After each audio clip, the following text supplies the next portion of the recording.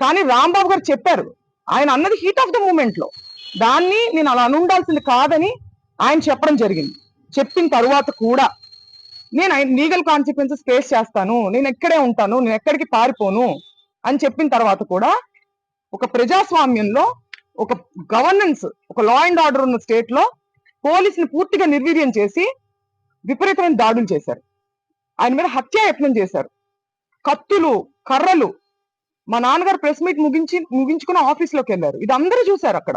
పోలీసులు, ప్రెస్ అందరికీ తెలుసు. ఇంట్లో లేడీస్ మాత్రమే ఉన్నామని కూడా తెలుసు. లేడీస్ ఉన్న ఇంట్లోకి మగవారిని మూకుమ్మడిగా పంపి, ఈ సందర్భంలో నేను గల్లా మాధవి గారిని అడుగుతున్నాను, ఇది మీకు ఏ నైతిక విలువ ఉందని చెప్పి మీరు క్షమాపణ కోరుతున్నారు అంబటి రాంబాబు గారి దగ్గర నుంచి? నేను అంబటి రాంబాబు గారి వ్యాఖ్యల్ని నేను సమర్థించట్లేదు, ఆయనే సమర్థించుకోలేదు కదా. హీట్ ఆఫ్ ద మూమెంట్ లో నేను అన్నాను, నేను అలా అనుండాల్సింది కాదని ఆయనే చెప్పారు. మీకే నైతిక విలువ ఉందని చెప్పి మీరు, మీ హస్బెండ్, లేడీస్ మేము ఇక్కడ ఉంటే మీరు తాగి ఉన్నటువంటి మగవారిని మా మీదకి రెచ్చగొట్టి పంపిస్తూ ఇంట్లోకి వెళ్ళమని, వాళ్ళు అద్దాలు మీరు చూడొచ్చు, కారులా పగలగొట్టారు.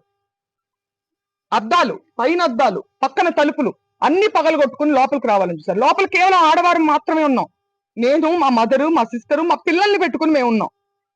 హోమ్ మినిస్టర్ అనిత గారిని కూడా నేను సూటిగా ప్రశ్నిస్తున్నాను, దీన్ని మీరు సమర్థిస్తారా?